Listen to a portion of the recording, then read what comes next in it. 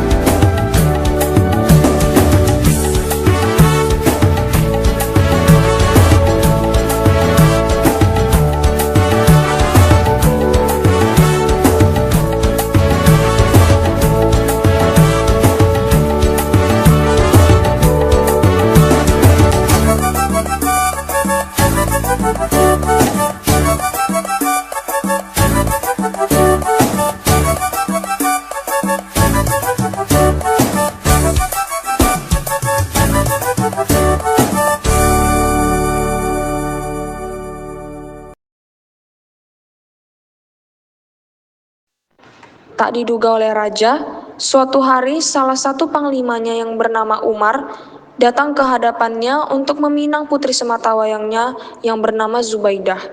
Raja pun setuju dan beberapa hari kemudian pernikahan untuk Umar dan Zubaidah pun terlaksana. Semoga pernikahan ini bisa membawa kebahagiaan abadi bagi kalian berdua.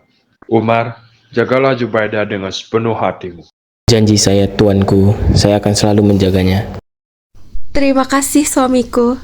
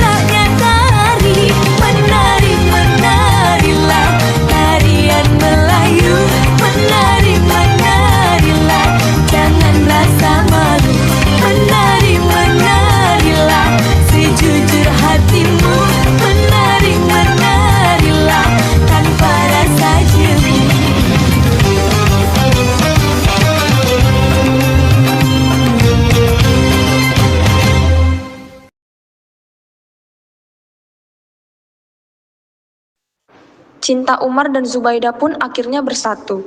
Tetapi di balik sorak bahagia, dendam perlahan tumbuh. Zubaidah, haruskah kau memilih dia? Kenapa bukan hamba? Kau akan menyesal telah menolak hatiku. Hasan menyusun siasat. Dengan licik, ia mengutus Domo membawa mimpi dusta kepada sang raja. Domo yang patuh dengan perintah Hasan pun segera menuju kediaman sang raja dan menghadap kepada sang raja. Ampun Tuanku Raja, hamba mendapat sebuah penglihatan dalam tidur. Sebuah mimpi yang agung. Dalam mimpi itu, Tuanku diperintahkan untuk membangun sebuah kapal yang belum pernah ada sebelumnya. Lancang Kuning. Kapal ini akan menjadi perisai bagi seluruh perairan kerajaan kita, melindungi dari segala ancaman. Sebuah mimpi, pesan yang begitu jelas. Tentu saja, kita akan membangun lancang kuning. Segera persiapkan segala keperluannya. Datuk Laksamana yang percaya pada kekuatan mimpi segera memerintahkan pembangunan lancang kuning. Kayu-kayu pilihan ditebang, para pengrajin terbaik dikerahkan. Pembangunan kapal megah itu menjadi buah bibir di seluruh negeri. Tetapi, sebuah kabar gelap mengiringi peluncuran kapal. Di mana kapal itu butuh tumbal seorang ibu hamil anak pertama. Di tengah kebingungan dan ketakutan, muncul lagi kabar yang tak kalah mencemaskan. Konon, seorang tokoh sakti bernama Batin Sanggono melarang para nelayan menangkap ikan di Tanjung Jati.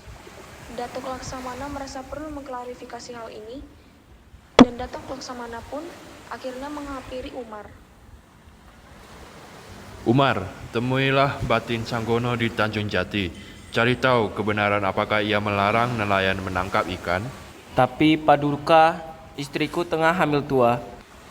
Kerajaan membutuhkan kau, Umar. Pulanglah segera setelah tugasmu telah usai. Demi tugas, Umar segera berangkat menuju kediaman Batin Sanggono.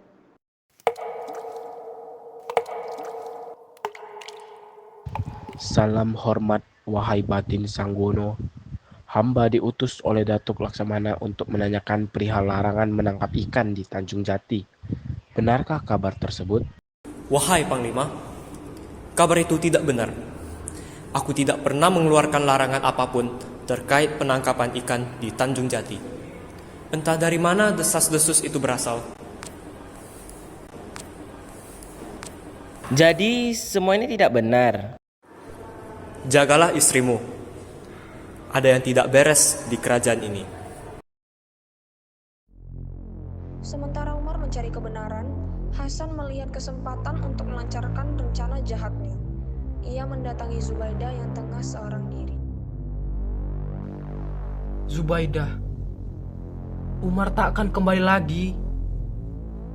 Bisakah kau buka hatimu buatku? Tidak, Hasan. Sampai kapanpun, hatiku hanya untuk Umar. Mau mati pun, aku tak sudi membuka hati untuk kau. Kalau begitu, mati pun akan kau dapat. Dengan keji, Hasan menculik Zubaidah dan menyeretnya ke tepi laut, tempat lancang kuning berdiri megah. Jangan, Hasan, aku tengah mengandung. Dan itulah tumbal yang dibutuhkan. Lancang kuning meluncur dengan mulus ke laut, meninggalkan jejak darah di lunas. Kabar tragis mengenai nasib Zubaidah sampai ke telinga Umar yang baru saja mengetahui kebohongan Hasan dari Batin Sanggono. Amarah dan kesedihan yang mendalam bercampur menjadi satu, dan dengan hati yang hancur, ia segera kembali. Hasan, apa yang telah kau lakukan? Di mana Zubaidah? Ia telah menjadi bagian dari kapal kebanggaan kita, Umar. Kapal agar lancang kuning bisa berlayar dengan selamat. Akan kubunuh kau, Hasan. Umar, cinta membuatmu lemah. Pertarungan antara dua panglima gagah itu pun tak terhindarkan. Namun, amarah dan kesedihan Umar memberinya kekuatan yang tak tertandingi. Akhirnya, Hasan roboh dan tewas di tangan Umar terkapar tak bernyawa. Umar pun menangis rapuh atas kepergian Zubaidah, dan tanpa diduga tiba-tiba, Suamiku, Istriku, aku kira akan kehilangan dirimu. Aku sangat mengkhawatirkanmu. Aku berjanji akan menjagamu sampai akhir hayat hidupku. Aku punya hadiah untukmu. Sudah lama aku ingin memberikan ini kepadamu, dan terimalah. terima kasih suamiku, Panglima Umar. dan setelah membunuh Umar, Zubaidah pun membawa semua harta milik Umar dan berlayar ke negara Jepang dengan kapal lancang kuning.